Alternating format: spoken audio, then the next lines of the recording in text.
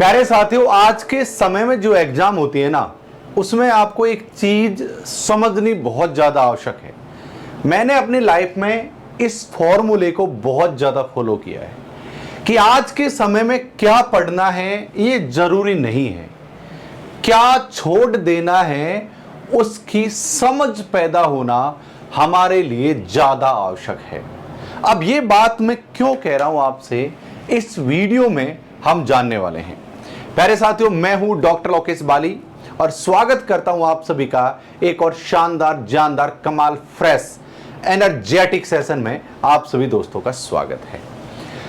देखो यार, आपके कई उदाहरण के साथ हम चीज को समझने की कोशिश करेंगे कि एग्जाम ना दो प्रकार की होती हैं।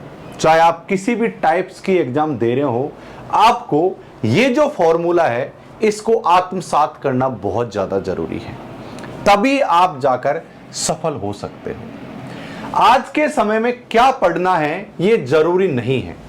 अब आप सोच रहे होंगे कि क्या बात कर रहे हो आप मित्र, कि क्या पढ़ना है ये जरूरी नहीं है। जी हां, क्योंकि आप जिस भी चीज की तैयारी कर रहे हो, चाहे आप किसी भी प्रकार के एग्जाम की तैयारी क्यों ना कर रहे हो, आपके जैसे हजारों लाखों स्टूडेंट हैं, वो भी इस चीज की तैयारी कर रहे हैं, लेकिन सभी तो सफल हो नहीं पा रहे हो। उनमें से एक आप भी हो कि आप भी सफल नहीं हुए हैं। और सफल होने वाले व्यक्तियों ने क्या किया होगा, हम केवल उस चीज को समझने की कोशिश करेंगे। क्या पढ़ना है ये जरूरी नहीं है, क्या छोड़ देना है इसकी समझ होना ज्यादा जरूरी है। जी हां साथियों, आज के जमाने में क्या पढ़ना है ये ज्यादा आवश्यक नहीं है, क्या छोड़ देना है उसकी समझ पैदा होना, उसकी समझ होना हमको ज्यादा आवश्यक है। मैं 100 उदाहरण इस बात को आपको समझाने की कोशिश करूंगा कि सारे स्टूडेंट्स के पास सिलेबस है, सब लोग उस सिलेबस के अनुसार पढ़ते हैं, लेकिन सभी लोग सफल नहीं होते, क्योंकि वो पढ़ाई के साथ साथ खरपतवार भी पढ़ लेते हैं। जिस प्रकार से जब हम कोई किसान जब खेती बाड़ी का काम करता है तो वो प्यारे साथियों खरपतवार को छांट देता है और जो काम की चीजें हैं उनको ही रखता है अपने खेत में, ताकि उसको अच्छे से पोषण मिल सके, सिंचाई अच्छे से हो सके और कमाई, फिर जो आउटपुट निकलेगा वो बेहतर तरीके से हो सके। देखो, एक इस बात को आप इस प्रकार से समझ सकते हो। एग्जाम दो प्रकार की होती हैं। एग्जाम साथियों दो प्रकार की होती हैं और दोनों प्रकार के एग्जाम को सिलेबस एक ही होता है।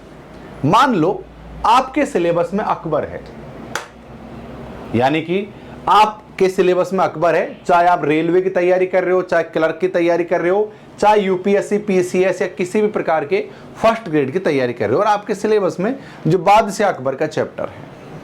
अब दोनों तरीके हैं पढ़ने के। देखो, जब भी आपसे रेलवे की एग्जाम में क्या पूछा जाएगा कि बादशाह अकबर के पिता का नाम क्या था, अकबर का जन्म कहां हुआ था, जोधा कौन थी, अकबर ने हल्दी घाटी का युद्ध किसके साथ लड़ा था, कहां लड़ा था, कौन सेनापति गया था हल्दी घाटी का युद्ध लड़ने के लिए। या फिर ऐसे सवाल पूछे जा सकते हैं इन एग्जाम्स में कि अकबर ने ऐसे कौन सा राजपूत राजा था जिसके यहां उन्होंने बचपन गुजारा है। यानी इस प्रकार के सवाल इन एग्जाम्स में आपसे पूछे जा सकते हैं। लेकिन दूसरी ओर भी सिलेबस में अकबर है। अगर आप यूपीएससी की तैयारी कर रहे हैं, किसी भी कोई भी पीसीएस की अगर आप एग्जाम दे रहे हैं, फर्स्ट ग्रेड, नेट या इस प्रकार से कोई भी एग्जाम दे रहे हैं, तो सिलेबस में तो अकबर है, लेकिन सवाल पूछने का तरीका बदल जाएगा। अब सवाल क्या पूछा जाएगा?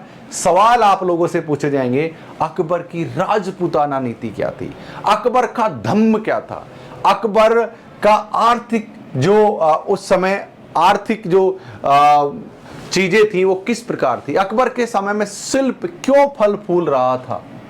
इस प्रकार के साथियों आपसे सवाल यहां पर पूछे जाएंगे। इसका मतलब यह हुआ, जो मैंने पिछली स्लाइड में समझाया था, कि कोई भी यूपीएससी का व्यक्ति इस चीज को ज्यादा जोर देकर नहीं पढ़ेगा कि अकबर हल्दी घाटी का युद्ध कहां लड़ा गया था, या कौन सेनापति गया था, कहां जन्म हुआ था, क्योंकि इस प्रकार के सवाल यहां पर नहीं पूछे जाएंगे कि कहां अकबर का जन्म हुआ था, उसके माता का नाम क्या था, पिता का नाम क्या था, कभी इनसे नहीं पूछा जाएगा। या अकबर के कितने भाई बहन थे, अकबर पढ़ा लिखा था या नहीं था, ऐसे छुट्टू मुट्टू सवाल आपको यहां नहीं पूछे जाएंगे। इसका मतलब यह है कि जिस टाइप के क्वेश्चन यहां आ रहे हैं उसको यहां पढ़ने की आवश्यकता नहीं है, और जो क्वेश्चन यहां आ रहे हैं उसको यहां पढ़ने की आवश्यकता नहीं है। यानी कि आपको किसी भी एग्जाम की आप तैयारी क्यों ना कर रहे हो, आपको एक स्टैंडर्ड सेट कर लेना है, आपको एक मानक का चयन कर लेना है। अगर आपके पास मानक होगा तो ही प्यारे साथियों आप उस एग्जाम को क्वालिफाई कर पाओगे।